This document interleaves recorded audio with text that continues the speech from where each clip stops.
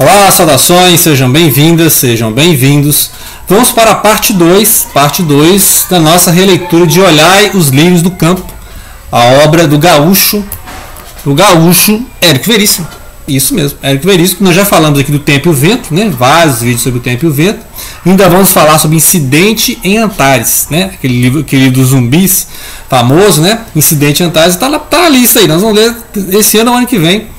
Com certeza vamos ler mais Érico Veríssimo. Então, Olhar os Lírios do Campo, a gente fez um resumo, né, na primeira parte. Quem tiver dúvida, olha a primeira parte. E que estamos contando a história de um médico chamado Dr. Eugênio. Dr. Eugênio tinha uma amiga, né, assim, uma namorada chamada Olívia, que é o centro da primeira parte do livro, porque ele recebe um telefonema de que ele tem que ir até um hospital, ela está internada, né, por algum motivo de cirurgia e tal. Então toda a primeira parte ele correndo para chegar ao hospital, desse encontro ela viva, né? No final a gente viu que não deu tempo, né? Então já encontra, ela já faleceu. E aí a gente vai conhecer quem que é a Olívia em flashbacks ao longo da primeira parte. E agora nós vamos ter a maior densidade da Olívia, porque ela deixou cartas, né? E ele vai lembrar outras partes. Então vai surgir uma outra personagem na história, né? A gente falou, vai ter a filha, a Ana Maria. A Ana Maria é a filha, né, desse não casamento, né? Porque ele vai ficar lamentando depois. Porque o Dr. Eugênio é casado, só que ele casou com uma moça, Eunice, né? Uma moça de família, uma moça rica, classe média alta, pai industriário, né? E o Eugênio entrou para a vida dessa família rica. No entanto, o Eugênio sempre foi pobre, né? Um moço muito pobre, né? Dificuldade na família. E aí ele sente essa dificuldade né? Ele tem esse complexo de inferioridade, como a Eunice mesmo fala, né? Porque ele não consegue se encaixar, então ele se sente deslocado deste mundo que ele entrou de forma que ele não se encaixa, né, nessa sociedade, essa high society, lá na vida gaúcha, né, em Porto Alegre. E aí a história se passa nos anos 30 e em vários flashbacks e em vários diálogos, né? E nesses diálogos ele vai aprofundando os personagens, né? É claro que a personagem que é mais aprofundada aqui vai ser a Olívia, além do protagonista. E então a Olívia é a personagem mais aprofundada na segunda parte, né? Mesmo já após o falecimento, porque vai ter os flashbacks, né? Vai ter as explicações, vai ter a filha, né? Então sempre que ele vê a filha ele vai lembrar de alguma coisa, né? Da Olívia, além de ter conhecimento das cartas, né? Ele vai abrir as cartas que ela durante 3 anos não enviou. E agora ele ficou então responsável pela filha, né? Ana Maria, menina de 3 anos, que mora na casa da uma família de alemães. E aí ele vai passar a frequentar essa casa e conhecer mais sobre como é que era o ambiente, né? Que a Olívia viveu, né? Etc. Então, ou seja, é um personagem que vai ser adensado, né? Vai ser aprofundado. Assim como os romances do Dostoiévski, você tem esses recursos, né, a própria escrita do personagem, as cartas, os diálogos, para você aprofundar os pontos de vista, né, as perspectivas da narrativa. E aí, como é nos anos 30, né, situando historicamente o contexto histórico, nos anos 30 vai ter a questão do pós-Primeira Guerra Mundial, né, ou seja, a questão dos entreguerras e o surgimento da União Soviética e dos fascismos, nazifascismos, né, Itália, Alemanha, né, governo autoritário em Portugal, na Espanha, né, Guerra Civil Espanhola. Então tem várias coisas acontecendo. E aí vai ter agora aprofundamento de 2 personagens, que é o casal, né, o casal Simão e Dora. Dora, ela é filha do que cara estava construindo a Megatéria, que é um arranha-céu, né, o prédio mais alto da América do Sul, né, América Latina e tal. Está fazendo um grande prédio lá, né, assim, ele acha que a solução é essa, e é um cidadão assim, que gosta muito das ideias fascistas, autoritárias, acha que tem que ter a ordem, tem que ter hierarquia, né, não tem essa ideia de igualdade nenhuma, né? Então tem várias discussões, enquanto que o pai de Eunice, né, que é o Sintra, Dr. Sintra aqui, o rico da história, ele negocia com todo mundo, então ele não tem essa questão, né, desse extremismo, negocia com os judeus, né, porque o outro que defende, os judeus, né, olha, eles estão pegando o bolchevismo, olha, eles estão extraindo juros, né, então, ou seja, o judeu é criticado de todo jeito, né, se ele é de esquerda, ele é criticado porque ele é comunista, se ele é de direita, se ele é grande financista, né, grandes empresários, grandes capitalistas também, olha, tá vendo, esses capitalistas estão explorando. Então, de todo jeito, existe essa figura do judeu, o judeu imaginário, né? Nós estamos falando muito hoje em dia, por causa desse conflito na Palestina. E aqui nos anos 30 existe já essa questão, né? E aí depois aconteceria aquela questão mesmo do antissemitismo ser bem real pelos campos de concentração. né, os campos de extermínio, né, a política nazista, nazifascista, a política ali de extermínio, o Holocausto, o Shoah, né, então, ou seja, todas essas questões e só estão aqui nos anos 30, né? Então, ou seja, nem tinha Estado de Israel, né? Nem tinha Estado de Israel, não tinha Estado de Israel ainda. Estado de Israel só no final dos anos 40, né? Então, ou seja, você vê como é que a questão ela vai sempre complicando, né? Ela é cíclica e se complicando. Então, esses personagens vão sendo apresentados na narrativa como críticas, né, como críticas à esquerda e à direita, né, porque a ideia no discurso aqui do protagonista é ser um cara de centro, um cara liberal, né, um cara democrático, não dado nem a bolchevismo, nem dado a, né, a Mussolini e certos extremismos de direita, como a gente viu lá na Alemanha. Né? Ou seja, então a ideia dele é ser ponderado, moderado, né? É um discurso bem liberal. E aí a Olivia é um discurso mais cristão, né? Ela seria aquela figura do Elisha, né? Dos livros do Dostoiévski, lá os Irmãos Karamazov, né? Ela vem pregar o olhar e o no campo, que é a referência ao Sermão da Montanha de Jesus Cristo, né? Jesus de Nazaré, que pregou justamente isso, né? Usar bem-aventuranças, né? Então, ou seja, a ideia de não guardar tesouros na terra, mas guardar tesouros no céu, essa é a ideia, né? Ou seja, preocupar-se mais com a vida espiritual do que com a vida material. Então, todas essas questões a Olivia vai analisando, né? Fala assim, olha, falando né, as cartas que ela deixou para o Eugênio, fala, olha, você, tentando lembrar as partes, você, né, eu sabia que você seria infeliz nesse casamento, né, tipo, com uma mulher rica, mas se você não tivesse casado com essa mulher rica, você não saberia, e aí estaria com a vida pensando, eu teria sido feliz se tivesse casado com uma mulher rica. Então, a Olivia fala, você tem que experimentar, né? Você tem que experimentar para ter certeza de que é isso mesmo. Ou seja, na verdade, ele viveu, né? Ele viveu e aí ele percebeu na prática, né? Realmente não deu certo, né? Então, depois desses 3 anos de casado, ele vai lá e tem uma coragem de falar com a Eunice, né? A Eunice é uma pessoa muito fria, muito psicanalítica, né?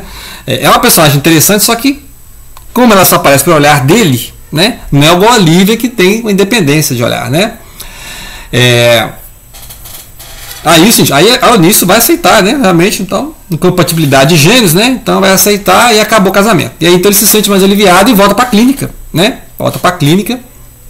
E aí vai acontecer o caso, então, vai ter a cena em que ele vai contar o casal, né? A filha lá do Felipe, né? Que é a Dora, com o namorado que é um judeu, né? O Simão. Então tem essa questão do antissemitismo, porque obviamente o Simão não vai poder casar com a Dora, porque ele é judeu e a família Dora é a high society, não vai aceitar.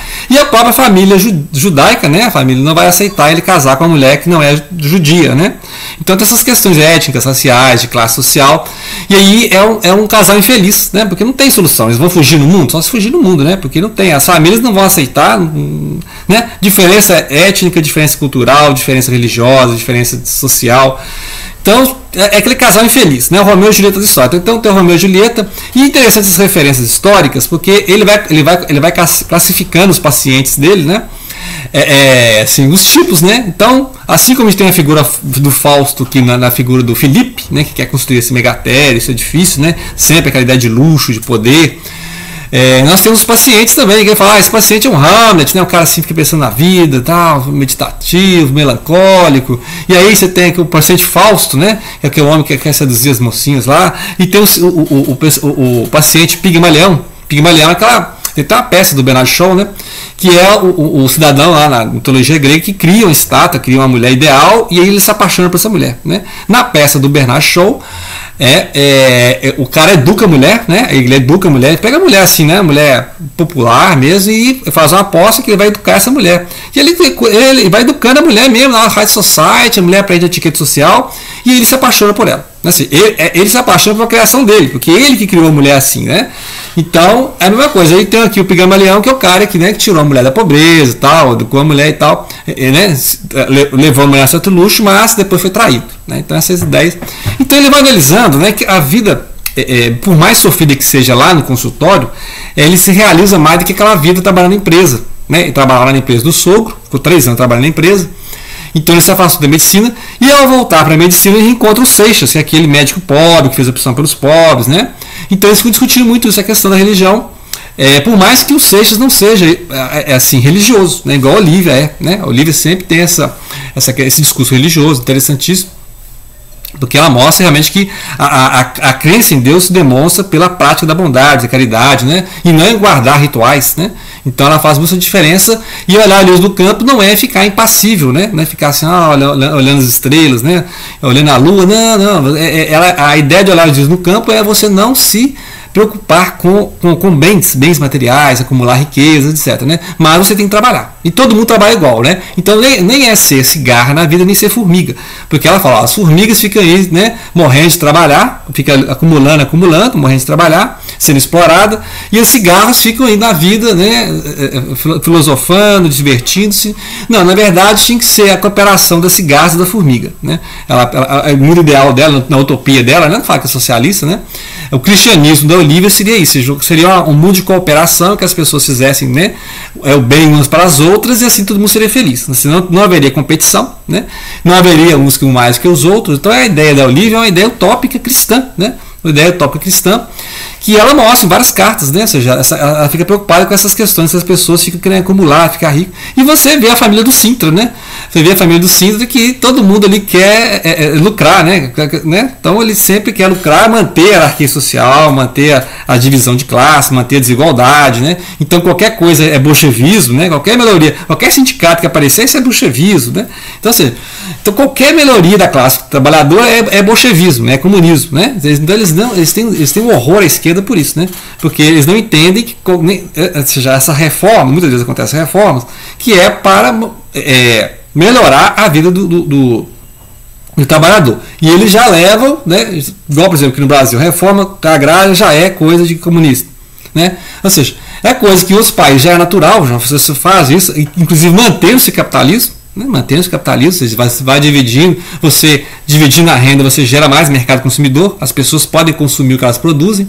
Né? O Brasil tem esse problema do mercado consumidor, as pessoas não podem comprar as coisas que elas produzem. Né? Então qualquer mudança é coisa de esquerdista. Né? Essa coisa de esquerdista. Você vê que muitas das ideias, né, no capitalismo são liberais, que seria o capitalismo se renovando. Né? Mas aqui não, aqui toda a proposta que se tem aqui de avanço para a classe trabalhadora, os caras falam, isso é coisa de bolchevique, isso é coisa de stalinismo e tal. E aí os caras apoiam o fascismo. Né? Então você vê, por medo, né? Eles não entendem as coisas. Então você vê que os personagens, e Eugênio no meio, né? Então Eugênio sofrendo no meio ali. E aí tem a tragédia, né? Tava demorando a tragédia, o casal Romeu e Julieta vai ter a tragédia, porque realmente, né, o namoro continua, as ocultas, né? Eles não podem revelar esse amor proibido. E aí vai acontecer, vai ter a criança, né, ela vai ficar grávida, e aí como é que vai fazer? Né? Então eles recorrem ao Eugênio falando, olha, vamos, né, ter que interromper. Aí ele fala, não contem comigo, não contem comigo para isso. Né, ele acha um absurdo, né, por mais que tenha, né, o Simão brigue com ele por isso, né, porque fala, você mesmo assumiu sua filha depois dos 3 anos, você dá a ideia de ser um bom pai, né, então, eles ficam brigando lá, mas ele fecha a questão, não quer se envolver nisso, ele acha que inclusive perigo de risco à saúde da mãe, né, mas não tem jeito. Aí ele vai contar para o Felipe também fica nervoso, culpa o doutor por tudo, né, o médico por tudo, aí eles começam a brigar também. Então é a hora do drama. Eu acho assim que é um drama que, para fechar o livro, né, tava indo aquela ideia de redenção, né, as partes mais belas, e ele tendo essa afinidade afetiva com a filha, né, que é Ana Maria, que ele só conhece aos 3 anos, né, inclusive na parte lá inicial ele sonha com ela no orfanato e tal, aí ele fica, né, e ele vai, tem que entrar mais na vida dela, tá, e passa a cuidar mais da filha, né? Ainda mais agora que a filha não tem mais a mãe, né? Então eu estava gostando dessa parte, né? Mas aí vem a tragédia, né? A tragédia que eles ficam procurando a Dora, lá o Simão e tal, e depois tem a notícia de que realmente ela não resistiu, né? Ou seja, o Eugênio não quis fazer a cirurgia, né, para interromper a gravidez, e outras pessoas fizeram, não souberam fazer, e a menina, né, morreu como um anjo, como diz, né? Então assim, é a tragédia, né? A tragédia que nos momentos abala o livro, né? Então tem a cena lá do Negatério sendo inaugurado, né? Grande edifício, né? Aquela ideia do progresso, aquela ideia da civilização, da modernidade, ao mesmo tempo tem as tragédias do dia a dia, né? As pessoas morrendo, né? Mortes, ainda mais que ele é médico, ele vê a morte todo dia, né? Vê a morte todo dia. E essa morte, assim, que esse drama desse casal, que você sabia que não ia dar certo, né? Então é outro drama. Assim como teve o drama, né, da morte da Olivia lá na primeira parte, vai ter esse drama da morte da Dora, né? Uma jovem, por essa questão da família não aceitar, né?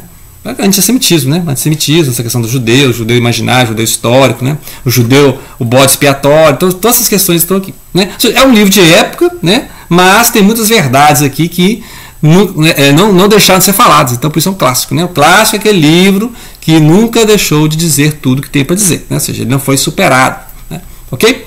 Então fiquei a dica, olhai os livros do campo do Érico Veríssimo, certíssimo? E aguardem mais obras do Érico Veríssimo aqui, que nós vamos falar do Incidente Antares em breve, ok? Grato pela atenção, não deixem de compartilhar.